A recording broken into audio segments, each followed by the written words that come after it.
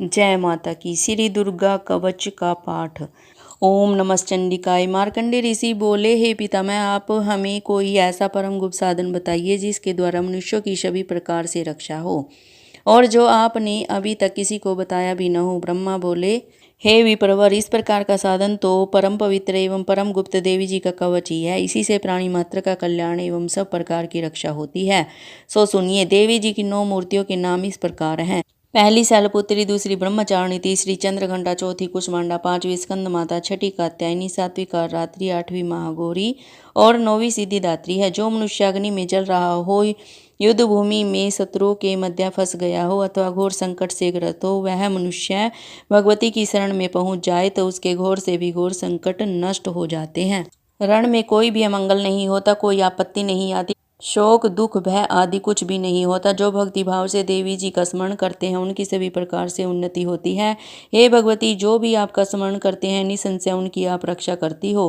प्रेत की सवारी करने वाली चामुंडा देवी है। वाराही महिष पर, ऐन्द्री हाथी पर, वैष्णवी गरुड़ पर, माहेश्वरी बैल पर, कुमारी मोर पर और लक्ष्मी देवी कमल के आसन पर विराजमान है। श्वेत रूप धारण करने वाली वृषभ के वाहन वाली ईश्वरी देवी है। हंस पर चढ़ी हुई सभी आभूषणों से भूषित ब्राह्मी देवी है। इस प्रकार अनेक प्रकार के रत्नों से विभूषित सभी योग शक्तियों से संयुक्त ये सब माताएं हैं। सभी देवियां क्रोध युक्त रथों पर सवार होकर दर्शन देती हैं।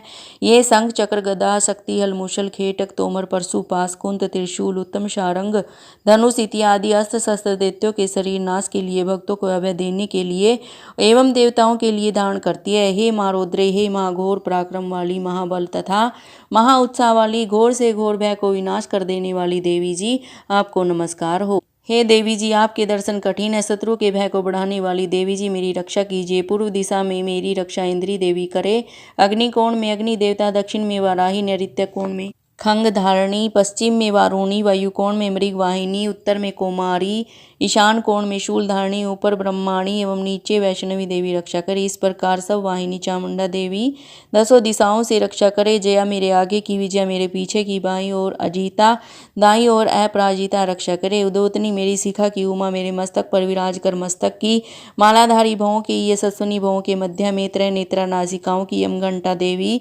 नेत्रों के मध्य में शंखनी, कानों की द्वारवासिनी, कपोलों की, कालिका, कानों के मूल देश की शांकरी मेरी रक्षा करे। नासिका की सुगंधा, ऊपर होठों की चर्चिका, नीचे के होठ की अमृत कला देवी रक्षा करे। जीहा की सरस्वती देवी रक्षा करे। दांतों की कुमारी, कंठ की चंडिका, गले की चित्रघंटा, तालु प्रदेश की महामाया रक्षा करे। चिबुक की कामाक्षी, वाणी की सर्वमंगला, ग्रीवा की भद्रकाली, पृष्ठ अस्थियों की धनुर्धरी रक्षा करे। कंठ के बाहरी भाग की नीलग्रीवा, कंठ नलिका की नल कुंबरी, दोनों कंधों में खंगिनी और भुजाओं की वज्रधारणी रक्षा करे। दोनों हाथों की दंडनी, उंगलियों की अंबिका, नाखूनों की शूलेश्वरी, कुक्षी की कुलेश्वरी रक्षा करे। सतनों की महादेवी, मन की शोक विनाशिनी, हृदय की ललिता देवी, उदर की शूलधारणी रक्षा करे। नाभि की कामिनी, गुप्त इंद्रिय की घुमेश्वरी, लिंग की पूतकामिनी, गुदा की महिस्वाहिनी रक्षा करे। कटी की भगवती, घुटनों की विंध्यवासिनी, जंघाओं की महाबला देवी रक्षा करे। गुल्फों की नरसिंगी, पांवों के तलवों की तेजसी, अंगुलियों की श्री देवी रक्षा करे। तालुओं की तलवाशिनी रक्षा करे। नाखूनों की दष्टा कराली, केशों की उदरकेशनी, रोम छिद्रों की कोवेरी और त्वचा की बागेश्वरी रक्षा करे। रक्त मज्जा वसा, मांस अस्थियां एवं मैदे की पार्वती, अंतड़ियों की कारात्रि, पित्त की मुक्तेश्वरी रक्षा करे। पद्मकोश की पद्मावती, कफ की चूड़ामणि, नाखूनों के तेज की ज्वालामुखी, सभी संधियों की अवेदा देवी रक्षा करे। हे ब्रह्माणी, आप मेरे वीर्य की रक्षा करे। छाया की क्षत्रेश्वरी और मन बुद्धि अहंकार की धर्मधारणी रक्षा करे। प्राणों की कल्याण शोभना और स्बद्ध स्पर्श रूप रस गंध, इन 5 इंद्रियों की योगिनी, सत्व रज तम की नारायणी सर्वदा रक्षा करे।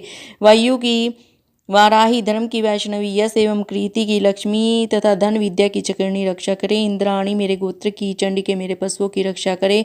महालक्ष्मी मेरे पुत्रों की, भैरवी भार्या की रक्षा करे। मेरे पद की सुपथा, मार्ग की अक्षय शंकरी, राजा के दरबार में महालक्ष्मी एवं सभी दिशाओं में स्थित होकर विजया मेरी रक्षा करे। और जो भी स्थान कवच में नहीं आए और जो आरक्षित है उन स्थानों की पापनाशिनी जयंती देवी रक्षा करे।